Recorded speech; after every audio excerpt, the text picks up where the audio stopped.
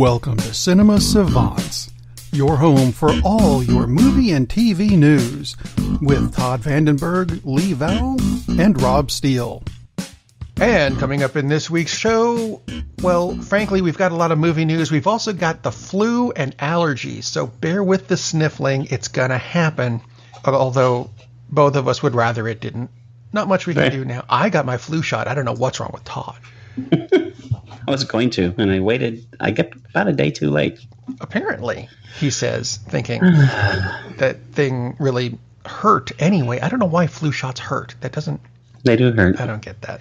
Anyway, if you'd like to support the show, because we need to buy medicines for everybody, go to the website, cinemasavant.com. There's a button that sends you to the store, because we have a store where you can get T-shirts, long sleeve T-shirts and sleeveless T-shirts and hoodies and pillows and phone cases and stuff. It's very cool. Everything you get there supports actually the entire Coil Entertainment Network, and we appreciate your support. We're the two old guys on the porch with the wine coolers. On to the movie news, though, which is why you tuned into the show. You didn't want to listen to us babble about flu. Apple TV claimed this week that they are going to be having a global launch in 2019, as opposed to people like Netflix who said we're releasing in the U.S. this week, and this country next week, and this country the week after. They don't need to do that. It's going to be available on any iDevice, so just, hey, there it is. I think that's a good idea, because the devices are already there and in use, so why not, right? Right, and they already have the Apple TV device.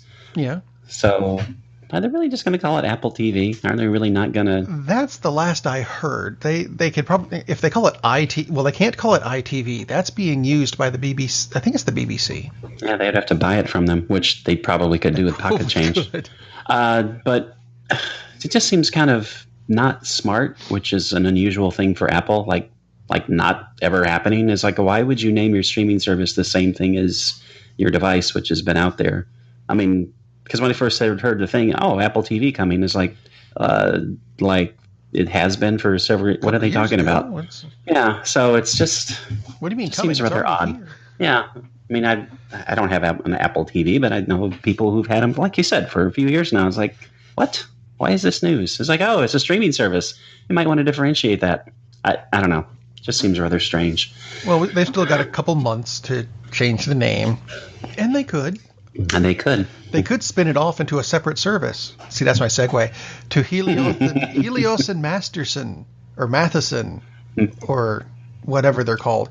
The ones who bought MoviePass and then started tanking themselves. You mean crooks and frauds? I don't get that. They're spinning MoviePass off into its own separate thing.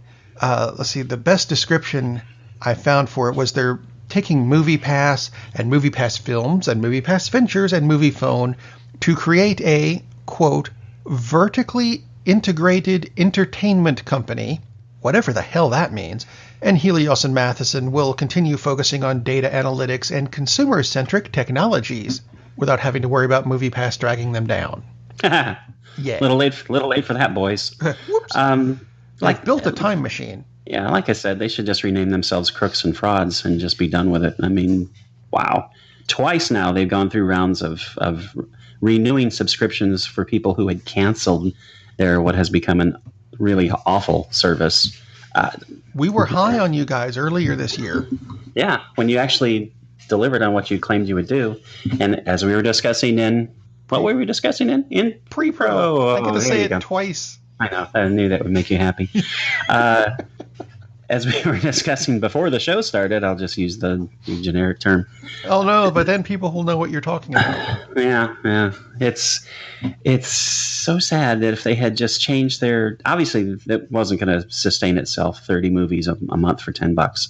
And if they had done one of the things they did, like either change it to, okay, you can still see 30 movies, but we're not going to let you see the big blockbusters in the first couple weeks, because that will cut down on the usage of it, which, of course, they really don't want you to watch 30 movies in a month. Yeah. And that would make it more sustainable. Or cut it down to 3 movies a month. But you see whatever you want. $10 for 3 movies a month, as long as you can see whatever you want, that's reasonable. I would have stayed with that. But for them to charge you $10 for 3 movies and then tell you, oh, well, you can see these 2 showings of this film or these 2 showings of that film on these days, go to our website and find out exactly what you'll be able to see. And by the way, it might change by the time you get to the theater, so why are you bothering? You can go see these 2 Adam Sandler movies twice. Which legitimately happened many, many times. That's like the worst customer service since the days of the 70s and cable companies. Not that cable companies have great customer service these days, but I mean, they were just renowned for having the worst possible customer service anywhere. And they've trumped that. It's just unbelievably bad. So I can see why they want to divest themselves of the name, because there's no way they can divest themselves of the company. Who's going to? Well, you and I could buy it. I'm sure they would take $5 from us. I've got a stack of quarters here on the desk. That's too much. Maybe just cut that stack in half. I've got a stack of dimes next to it. I mean, that now has negative. That's why they're doing it, because MoviePass has such a huge negative connotation now, and it's a shame, because if they had had any management acumen at all, or any, I don't know, even basic humanity or common sense, they could have resolved this instead of just, I don't know, throwing darts up in the air and seeing whose head it landed in and changing their decision for that hour of how they're going to handle it. I mean, what a fiasco. I mean, they're going to be talking about MoviePass in business school for decades. Yeah. About this is how you don't do things. Just, God, how atrocious. And seriously, they belong in jail. They belong in, I don't mean disbanded and fined by the SEC. They should be in jail because twice they have stolen money from their customers. Twice. That's just unconscionable. Anyway. I've got 2 paper clips, a stick pin, and a tub of Vicks. Do you think you can... Or should I throw in the key to the car that I don't have anymore? No, send me the Vicks. Okay. And give them the key. There we go. One company that seems to have found the key to getting things done correctly might not be, because Netflix, yeah, that's boy, I'm pushing these segues. Netflix has gotten into a bit of trouble this week. I mean, they had some good news, but we had a couple stories that I didn't quite understand the purpose of. One of them, Netflix has been accused of targeting their users by what is being called race or skin color, whatever. I don't know about you. When I signed up for Netflix, I never entered what color my skin is. Nope. I don't remember doing that, which makes me wonder how they're doing. How are they doing that if they don't? My assumption is that they're based on if, say, a customer is watching a lot of films that star Asian cast members, and whether that's East Asia or Southern Asia, whatever. And then they'll say, oh, okay, well, you must like these, so we're going to show you more films with Asian cast members or black cast members or whatever. I'm a white guy who likes the Medea movies. Stop giving me Chris Rock. I guess. But, I'm not really sure. Yeah, I'm not quite sure either, because I don't know that that's exactly racist, because if you're watching... God help you, if you're watching a lot of Adam Sandler movies, they're going to show you a lot of other horrible, bad comedies, because that's what you like to watch. That's not racist. That's just profiled, and it's profiling in a good way. That makes sense. Because they're trying to give you more access to more films you may not know that they have, that you apparently enjoy, because that's what you have been watching. So I don't know that it's really... need to be able to take things off the list of things you watched. Oh, definitely. Because, I mean, there have been times I go, I wonder what this is. Oh, it's crap. Never mind. And then all of a sudden you get referred to, oh, you liked that movie. No, I didn't. I turned it off. Yeah, exactly. Like, you might want to build that into the algorithm. Did they actually watch the entire film? Yeah. Or did they watch 5 minutes? And actually, that would be a good way to help them queue, is like, look at the movies that you have watched for 5 minutes and make sure you don't show those movies in your, right. in your feed. But yeah, the whole thing about this being racially charged just seems a little much. I mean, God knows we have tons of race problems in this country. Yeah. And really all over the world at this point. And race and ethnicity and religion and all sorts of happy things going on with psychotic people doing bad things. Yeah. But I don't think Netflix is part of the problem. I think it's just a matter of, well, okay, this is what you watched. We think you'll like this. Speaking of Netflix, one of ABC News reported earlier this week, or I guess it was last week. We had a weekend in there somewhere. They reported that Netflix is about to borrow $2 billion with a B, as in, boy, that's a lot of money, $2 billion to pay bills. You know who it's not coming from? It's not coming from Helios. Well, it could come from Helios and Matheson because they'll just sell another 10 billion shares of the company. Yeah, that seems rather weird, doesn't it? $2 billion loan. Well, they're doing that at the same time these stories were next to each other when I found them. Netflix borrowing $2 billion, and Netflix TV series Sabrina is already filming season 2. Yeah. I've been hearing good. Have you seen any of it yet? I have not had the opportunity to get to it.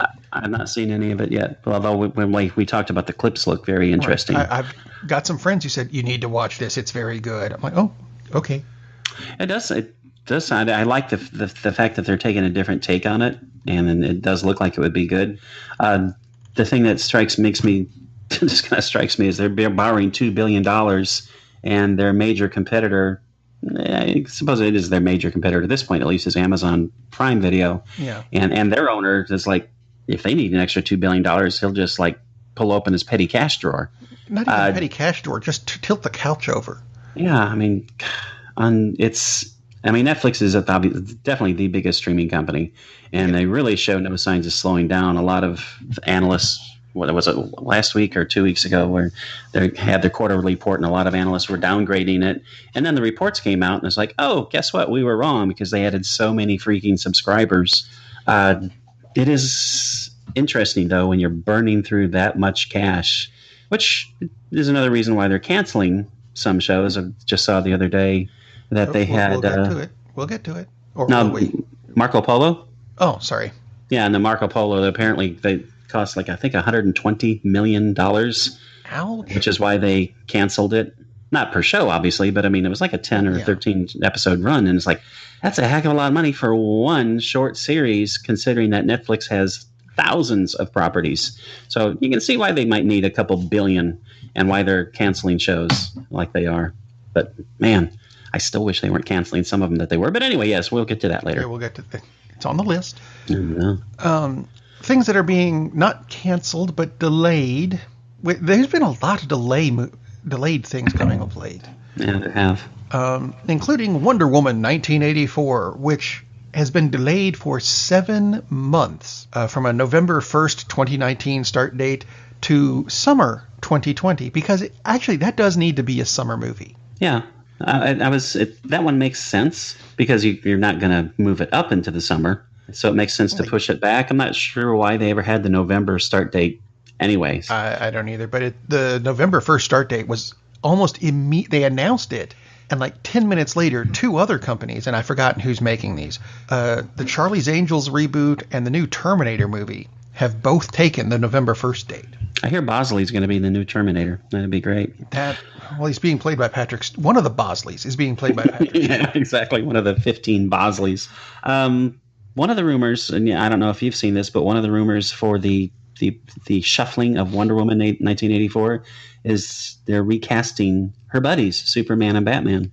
Really? I have not heard that. Which I just saw that this morning, which would be interesting. An interesting way to introduce new actors. I mean, I can see that if they're actually doing that. Although, thing is, this takes place in 1984. Right, which is the problem, because neither of those characters should be running around in 1984. Superman, maybe, but he'd be a baby. Because Super Kid. Yeah, I mean, they did a Superboy series. I did do a Superboy series, but exactly, if this movie is set 34, well, by the time it comes out, 36 years ago? Yeah. So Superman probably would not even have been on Earth at all, let alone be Superman. And Batman probably would not be Batman at that point either, because I don't think they were implying that Batman was in his 50s. He was older, but I don't think they were implying that he was... Batmite. Yeah. So, which was a horrible character in and of itself. Oh my gosh! So that doesn't really make a whole lot of sense. It doesn't.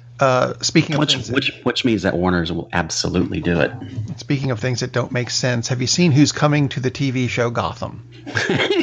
Oh, dear God. Yes, I have. They're introducing Bane, who did not need to be in Gotham.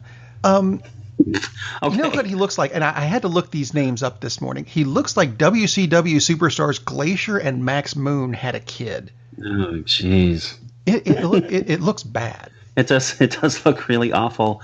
I was just, when you said he doesn't need to be in Gotham, it's like there's a lot tons of characters that don't need to be in Gotham. Actually, like most of the citizens need to have moved out of Gotham. Yeah, that show doesn't need to exist, which we've talked about before. What an awful idea. And obviously it's popular. It's in its 5th year. And thank God it's going away. But yay. No more Fish Mooney. Oh, and now Batman apparently is building his proto bat suit. And how old is Bruce now? He'll be 6 next November. I don't know. I mean, just stop with this crap. God, what a just... Now it's like Helios and Matheson put this piece of garbage together. As opposed to the other DC shows, which are not doing too bad still. And there was news out of the Elseworlds crossover of the Arrowverse this December, where they're introducing Batwoman without Batman, Batgirl, Robin, Nightwing, Alfred, etc. Batcow, for there is such a thing. The Elseworlds crossover this year, and I think this is kind of cool, is going to include the Flash from the 1990s TV series. That is very cool. Original actor and everything, John Wesley Shipp, who people now know as the guy who played Barry Allen's dad, or Jay Garrick played them both in the new series. He actually played Barry Allen in the 1990s Flash TV series, and he will again with the same... This was my one problem, I think, with the original series, live action series, was the bubble muscle costume. Yeah. Which just looked ridiculous, I think. I mean, they had the color scheme right, but if you, and this is Halloween, so you go to Walmart or whatever and get your kid a Batman costume, and it's got those artificially inflated muscles to them. That's what this costume always looked like to me, and that didn't work. I think it looked quite that bad, but yeah, it wasn't great. But he was good in the role. He was good in the role, and it was a pretty good show. So I think that's very cool. I that's something that Warner DC is actually doing right. Yeah. Very, very cool that they're doing that. What a concept. Indeed. Which, by the way, I did not subscribe to it because I don't feel up to watching much of anything. But I actually was thinking about doing the free trial of the DC Universe thing because the original Flash show is on it. Hey. They have tons of stuff on that service. Actually, it seems pretty cool. I will say this. I have been watching the Titans series. I've watched 2 of the 3 episodes that are out. Some of it is really good. Some of it needs help. But for the most part, it's really not that bad. So that's a ringing endorsement. Thank you. It's really not that bad. It's growing. Yes. So I think they're getting their footing, trying to figure out where they're going and stuff. I think it'll get there. Yeah, that happens with tons of shows on streaming services. I mean, I think one critic or writer has termed it the Netflix effect, where everything just seems to start very slowly. And it's like, the first episode is basically exposition. We'll try to keep you interested. And then gradually you get better and better, which there's really no need for that, but that does seem to be how almost all of the series run. I think I would go back and call it the anime effect. Because a lot of anime series, you get like the first 3 episodes are almost pure fluff to get you used to the universe that you're going to be in. And then it takes off.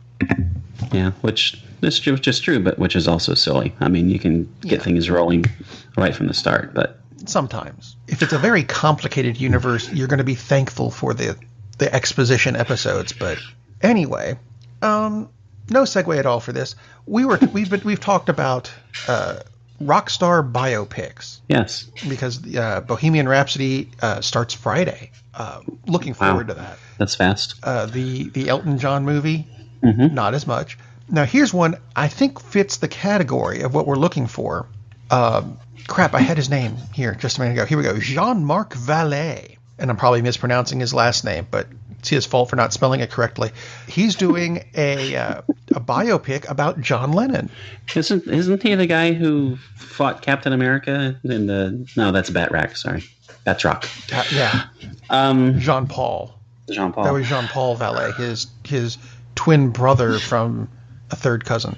Or it's Hunter Hearst Helmsley's alter ego. Yeah. That sounds.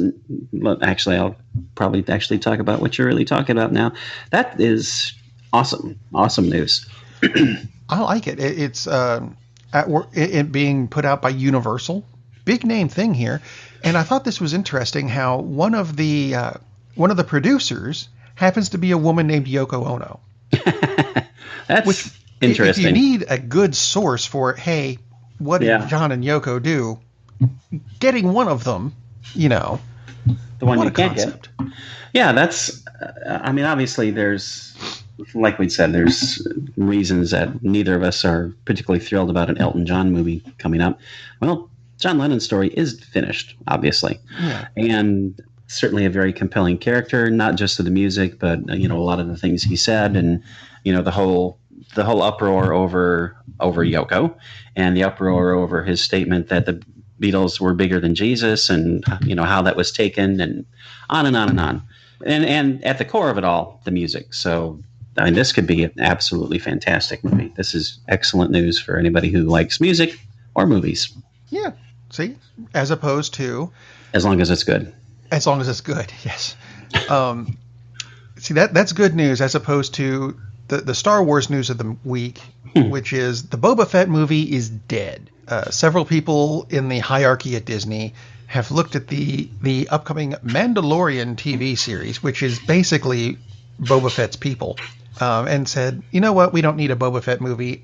And a lot of the hierarchy have said it is 100% dead, which I don't like that. I wanted to see a Boba Fett movie. Actually, I love it.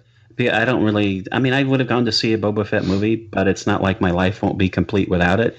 And it shows me that they're finally realizing you don't have to tell every freaking story that pops into your head. That's true. It's just they've turned it into, well, it always was a money-making machine, but it seems like all they're worried about is like, oh, what kind of crap can we throw out on the screen to have people watch? Because we know they'll come watch anything we put out there. And the latest movies have been considerably better than the trash that were the prequels, but they're still not the same quality as the first trilogy in my mind, and I think in most people's minds. Yeah, they're entertaining, but no one is going to look back at these and say, "Wow, these are groundbreaking," like they do with Star Wars, or "Wow, this really changed the tone in interesting ways," like they did with The Empire Strikes Back, and "Wow, this really launched a huge toy tie-in like they did with Jedi." So, yeah, I'm glad to see that they're having a little bit of discretion and realizing we don't have to make every single thing that pops into our head. It's like, God, we don't need a damn Jar Jar Binks movie because I'm sure that was coming next. Oh. So, it's could have been an interesting story, yeah, but don't we already know the story of Boba Fett? I mean, pretty much. So why are we making a movie about him? I don't know. It's like, because people would go see it and we'll make another $500 million if it's a bomb in our terms. Right. So, no, this is good news because it means that when they do come out with a movie, it'll possibly be a movie that actually needs to be made and a story that needs to be told instead of just, oh, here's our next cash grab. Well, see, while we may not entirely agree, I agree with a vast majority of the points you just made on that. And I think you're going to agree with me on these next 4 stories that I'm putting into one segment called, Oh, Please No. Because none of these are going to be good news. Starting, and I'm going back to the Netflix thing for a moment. Mike Colter has indicated that he's done playing Luke Cage, which I think is a very, very bad thing. He was excellent in the role. He was perfect. Now, my problem with this story is he's indicated over Twitter. Now, I'm going to send a personal message to Mike Colter right now. All right? Mm-hmm. That's a wussy way of doing it, Mike. You don't indicate on Twitter you're doing something. You need to come out in public and state exactly what's going on. I dare you to come on this show. I'm going to get my ass kicked for this. I dare you to come on this show and tell us what the hell's going on. He's in a car on his way to Augusta right now. He probably is. You're going to be sad. But at the same time, hey, listen, if make for a hell of a show next week. If Twitter is a good enough vehicle for the President of the United States to make policy statements, it's not. It's yeah, I agree. That was easy. It is awful news, though. Well, it's not awful news, but it's sad news and bad news. They're going to get progressively worse as we go through this segment. Yeah, but and I understand why he's coming out with that, because hell, they canceled the show, and there's rumors going around that it's just because they're going to do Heroes for Hire, et cetera, et cetera. And I can understand his. Could they replace him? Yes, he can be replaced, because anybody can be replaced. Should they? No, because he's awesome in the role. I really like Mike Colter in that role. So hopefully they'll flash money and good plans, I think, is even more important to him. Yeah. And then he'll say, okay, that sounds like a good idea. So. Oh, please, no, part 2. The guys who wrote Deadpool say they're probably going to be rewriting a reboot of the Pirates of the Caribbean. Yeah. That's a no. Way too soon. Mm-hmm. And I don't care that it's the guys who wrote Deadpool, because great writing. I don't care who it is at all. Like you said, right, way too soon. Exactly. You haven't even done part 6 that you've been claiming to be doing, and you're already rebooting. They're going to come out at the same time. Yeah, it's just... That's how stupid this is. Let's, speaking of cash grabs by Disney, let's push this back about 10 years. At least. And then you can talk about your reboot, but no, absolutely no. No. This is... Most of those movies are just interchangeable. Well, all of the sequels, in my mind, are interchangeable at this point. So... Yeah. The first one was good. After that, not as much. Yeah, first one's a lot of fun. And I've been told several times that the last one, which I guess is The Dead Men Tell No, but I don't even know what the hell the title is, and I don't really care, is Dead supposed to be really good. Swallow Chest, something. Yeah, exactly. But to reboot basically, this is an ongoing series, and you're going to reboot it already, which, look how well that worked out for Sony and Spider-Man when they rebooted it with The Amazing Spider-Man. It didn't really work out that well, and then Marvel had to step in. And yeah, exactly, and hold their hand. So no, this is no. And the news gets worse, I understand. That's awesome. The news gets worse because they have announced that the Labyrinth sequel is ready to go. It's not going to have David Bowie in it. Then why are you even bothering to make it? Or Jennifer Connelly. Yeah. Well, it could have Jennifer Connelly, but... And yet, no. David Bowie is what made the Muppets are... I apart from the Happy Time Murders, I love what the Henson Company does. Mm-hmm. But the Muppets are kind of interchangeable for this movie. Jennifer Connelly, I could... whoever you want to put in that role is fine. What made that movie was David Bowie. And he's not with us anymore. So someone can step in for the role and take it over. But I agree, David Bowie was I don't think we've got anybody who has the Bowie charismatic thing going on that could take that role. Oh, it would have to be played differently. Mike Colter. Mike Colter would be awesome as one of the Muppets. Now he is coming to the show. He's going to kick your ass this time. Fine. Yeah. Okay. He'll stop in Augusta and he'll head down to West Palm. Yeah. The weather's nice down here, Mike. Come on down. It's like 70. I'm not as upset about the Labyrinth remake as you are, but I absolutely agree. That's a really tough thing to remake because the charm of the Muppets, because it's not that they're just puppets. I mean, there's a lot of performance that goes into it. Yeah. And I know, but I mean, you have to recreate that. You have to recreate Jennifer Connelly's performance because she is very good in that. She's a heck of an actress, and she was when she was a kid. And obviously, to top it all off, David Bowie, because of his presence and just his performance in that movie. So that's a really tough one to break up. At least they waited a decent amount of time. Well, it's not a reboot. It's a sequel. Oh, jeez. Well, in that case, it should be Jennifer Connelly, shouldn't it? Yeah, no reason not to. And the little kid in the Waldo costume has grown up now, and he's a Muppet. I guess. I don't know. Yeah. The fourth story in the Oh, Please No segment, and this one kind of terrifies me. They're making another Star Trek series, except this one is going to be animated, adult-themed, and a comedy. The Lower Decks? Are we talking about the Lower Decks? The Lower Decks. Okay. No. I when I first hadn't read much about it when I first saw this at the Lower Decks, I thought, okay, that's interesting, but I didn't get the part that it's a comedy.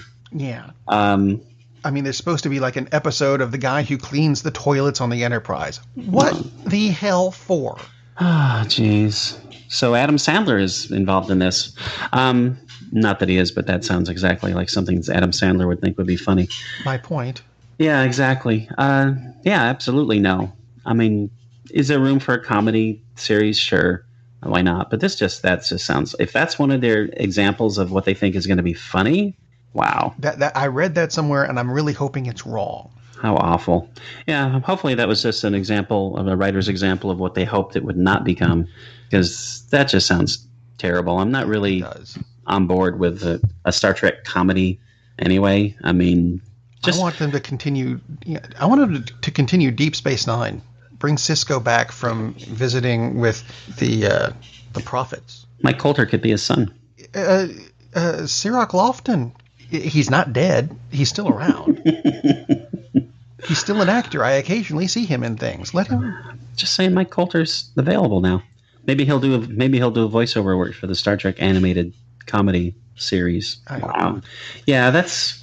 But yeah, that just sounds horrible and horrific. The Lower Decks, if it was just going to be like a straight show and focus on the little people, including red shirts and stuff like that, that'd be interesting. Yeah. Just an everyday life kind of thing. I mean, but no, not like a comedy. I mean, that's just no. But yeah, truly horrific idea. And speaking of horrific things, because you wanted to bring this up this week, so we're going to finish the show talking about horror movies for a minute, because horror seems to be making a pretty good comeback, and not just because it's Halloween. The Friday the 13th movies are supposed to be being rebooted by LeBron James, of all people. I don't know if that means he's playing Jason. Maybe a really tall Jason. Really tall Jason. Critters is being remade. Killer Clowns from Outer Space is supposed to be being remade. And Halloween topping the box office now. Just among a myriad of other horror movies. Looks like it's making a comeback. Is this like a cyclical thing?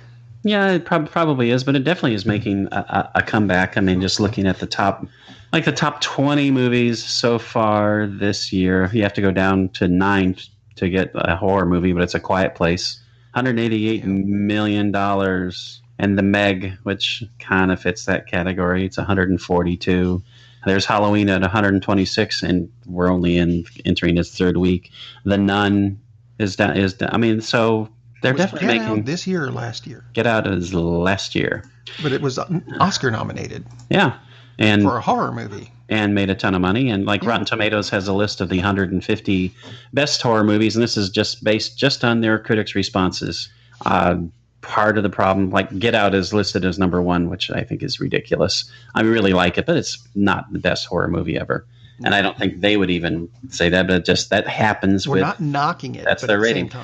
But it's interesting because this list does show, and A Quiet Place is number 3, which I love A Quiet Place, and it's not number 3. But what's interesting is there is a mix of a lot of different eras in this. Number 2, The Cabinet of Dr. Caligari, 1920. Number 4 is Psycho, 1960. Number 5 is King Kong, as in the 1933 original. So, yeah, this is I don't agree with the placement, but it's not like they did nothing but new movies. But there sure are a lot of new movies on the list, and I don't particularly agree with where they are on the list, but rightly so. Go back to 2016. That's just 2 years ago, The Witch. Yeah. Which is a really big hit for a small horror film. Hereditary just came out this year, and again, A Quiet Place. It's definitely making a big comeback. It follows 2015. So just in the past few years, The Babadook, which is a scary as hell movie, that's from 2014. Well, it's going to TV too. I mean, the new Sabrina series is supposed to be really scary.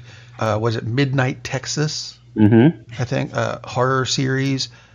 Gotham is just horrific if you're a Batman fan.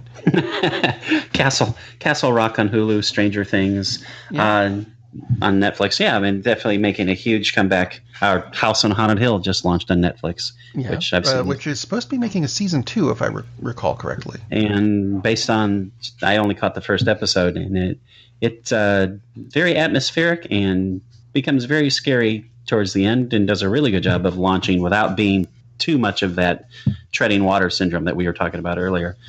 Yeah, it's definitely making a comeback because, for one thing, they usually can be made relatively cheaply. And people, how much does K-Rose syrup and food coloring number 5 cost? And they definitely, as in they being people, they will flock to go see horror movies. Yep. Why? Lots of people have been debating that for decades. And if you ever want to get to really in-depth and do some reading, interest on, well, I can't even talk, must be the flu. If you want to get an in-depth look at why people like to be scared, pick up Dance Macabre by Stephen King. Gosh, I think he wrote it about 30 years ago, but it's a survey of horror in general. Works. And it's a great book. Great book. Might be one of the best things King has written. Seriously. It's just a really good survey of horror and why we like horror. And as I recall, basically his premise is that it helps us deal with the real world horrors because we can just kind of get the scares and the shocks out of our system by just watching something that we know is not going to happen. So production budget for Halloween, the new, for example, right. and just came out. So movies aren't cheap to make these days, and has Jamie Lee Curtis. Not that she's an A-list actor, but she's a pretty big name. $10 million. Wow. I've got that in the couch. I'm going to come over with Mike Colter, and we're emptying that couch. You're going to rip up my couch to get the... Yeah, okay. So there's a big reason right there why people like to make horror movies, because they typically don't cost a lot of money to make. I mean, $10 million, that's ridiculous, the return on that. Get Out, we were talking about, made $176 million domestic. Worldwide, $250 million. That's oh boy, that's a lot of money, like you said before. Cost $4.5 million to make. So take it. That's one of the big reasons that, if you've got a production of $4.5 million and your movie tanks at the box office and only makes 20, you made a lot of money. Wow. That sounds like you're making a sequel. Yeah, exactly. So that's a big part of the reason too, is just the economics of it. Is typically they don't cost a lot of money to make. And A Quiet Place, oh wow, they really blew the budget on that one. That cost $17 million. They could have made Halloween and A Quiet Place Halloween and Get Out for what it cost to make A Quiet Place. But worldwide gross, $338 million, a third of $1 billion for a $17 million investment. They can afford a sequel. Yeah, which John Krasinski is writing, which I was just reading the other day about a show that's coming on Netflix, a movie that's coming direct to Netflix called Bird Box, and unfortunately it won't be out until the end of November, which is a flip the script of A Quiet Place. It's not that you can't speak, it's that you can't see deliberately, because there are monsters that if you see them will drive you insane. So these people have to go around blindfolded so they don't see the creepy monsters, which sounds kind of crazy. I'm reminded of the ravenous bug bladder beast of Trawl from The Hitchhiker's Guide to the Galaxy. But it's such a mind-bogglingly stupid beast that it believes that if you can't see it, it can't see you, so it'll leave you alone. We've lost Todd. Oh my God! No, I just immediately thought that either Jim Carrey could play the creature if they did that, because that would make perfect sense. Yeah, I don't know. But Bird Box actually sounds like it could be quite good, and it's actually based on a novel that came out a few years before A Quiet Place, so it's not like, oh, let's change this idea around. No, this actually came out before. So, that sounds like a good place to end the show. And stars Sandra Bullock and John Malkovich. Hey. So, has a decent cast. Decent cast, and we've got a decent cast, and we're going to be back on Friday with the review show. Woo. See you then. Until then, go see a movie. Captain, we're losing power in the warp engines. I think we should be leaving now. I'm going to go home and sleep with my wife. And on that unusually harmonious bombshell, it is time to end. I am very disappointed! Man, we have a weird job. It's shameful, but, it's a living. And like that, he's gone. Darn, that's the end.